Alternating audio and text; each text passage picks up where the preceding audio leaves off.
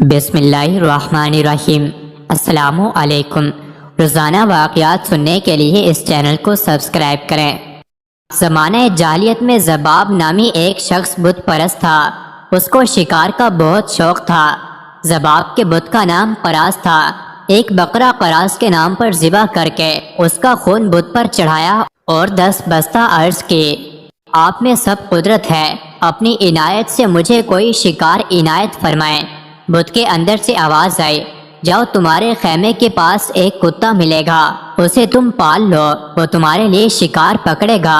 بت کے منہ سے یہ کلام سنتے ہی ذباب نے خیمے کی طرف دوڑتے ہوئے آ کر دیکھا کہ ایک سیاہ کتا کھڑا ہے۔ ذباب نے اسے پکڑا تو وہ دم ہلاتا ہوا اس کے ساتھ ہو لیا۔ ذباب نے اس کتے کا نام حیاس رکھا۔ وہ رات دن شکار کھیلنے میں مصروف ہو گئے۔ کتا جو بھی جانور شکار کرتا پھر وہ ذباب بت کے سامنے لا کر ذبح کرتے اور خون بت پر چڑھاتے اور گوشت مہمانوں کو کھلاتے اور خود بھی کھاتے۔ تھوڑے ہی عرصے میں اس کتے نے ذباب کو مالا مال کر دیا۔ دور دور سے مہمان آتے اور بت کے ذبیحہ کو خوشی سے کھاتے، یہاں تک کہ حضور صلی اللہ علیہ وسلم مبعوث ہوئے۔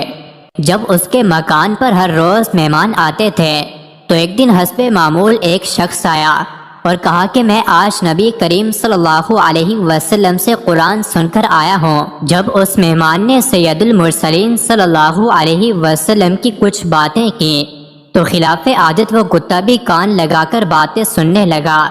جب وہ شخص باتوں سے فارغ ہوا تو ذباب کتے کو جنگل میں شکار کے لیے لے گیا۔ ہرن، نیل گائیں، متعدد جانوروں پر چھوڑا، لیکن کتے نے کسی کو نہ پکڑا بلکہ جانوروں کو پکڑ پکڑ کر چھوڑ دیا۔ ذباب نے کہا، آج کتے کو کیا ہوا؟ کتا تو خاموش تھا، مگر غیب سے ایک آواز آئی کہ ذباب، اس کتے نے ایک بڑی بات کی خبر سن لی ہے، اگر تمہیں بھی معلوم ہو جائے تو تم بھی اسے معذور سمجھو گے۔ بس کتے کو گھر لے آیا۔ راستے میں ایک دیو کی صورت کا انسان بھی گدھے پر سوار اور دوسرا شخص بھی اسی طرح سوار سامنے سے آتے ہوئے نظر آئے۔ ان دونوں کے پیچھے ایک حبشی غلام کے ہاتھ میں بڑے زبردست کالے کتے کی رسی پکڑے چلا آتا ہے۔ ان سواروں میں سے ایک نے میرے کتے کی طرف اشارہ کر کے کہا، ایک کتے شکار کرنا چھوڑ دو، محمد صلی اللہ علیہ وسلم تشریف لائے ہیں۔ ذباب گھر پہنچ کر سوئے تو ایک آواز سنی۔ آنکھ کھول کر دیکھا تو حبشی غلام کے ہاتھ میں جو کتا تھا وہ کتا حیاس کتے کے ساتھ باتیں کرنے لگا۔ حیاس کتے نے اس کتے سے کہا، ذرا ٹھہر جاؤ، ابھی گھر والا آتا ہے۔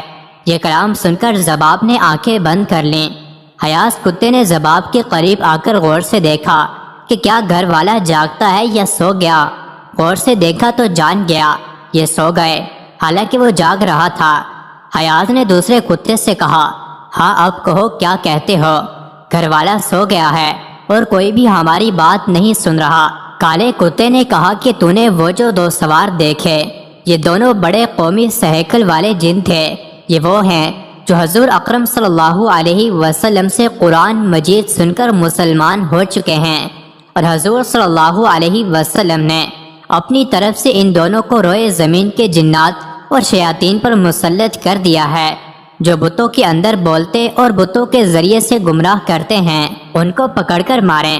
مجھے تو انہوں نے پکڑ کر خوب مارا اور طرح طرح کے عذاب میں مبتلا رکھا، اور مجھ سے عہد لیا کہ اب کے بعد میں کسی بت کے اندر نہ جاؤں۔ اے حیاس، میں ہندوستان کے جزیروں میں جانے کا ارادہ کر چکا ہوں، تیرا کیا ہے؟ حیاس کتے نے، جو کہ وہ بھی دراصل جن تھا، کہا، جو آپ کی رضا میری بھی وہی رضا ہے۔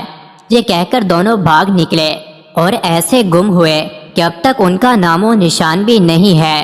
صبح کو ذباب نے یہ سارا واقعہ اپنی قوم سے بیان کر کے کہا، میں تو مکہ معظمہ جا کر مسلمان ہوتا ہوں۔ قوم سے کہہ کر اور تو کچھ نہ کیا، لیکن علیحدہ ہو کر بت کو ٹکڑے ٹکڑے کر کے پھینک دیا اور سرور کونین صلی اللہ علیہ وسلم کی بارگاہ میں حاضر ہوا۔ جب آپ صلی اللہ علیہ وسلم نے اس کو دیکھا تو صحابہ سے فرمایا کہ یہ وہ شخص ہے جو ایک عجیب و غریب واقعہ دیکھ کر مسلمان ہو رہا ہے۔ مزید ایسی ہی ویڈیوز کے لیے چینل کو ضرور سبسکرائب کریں۔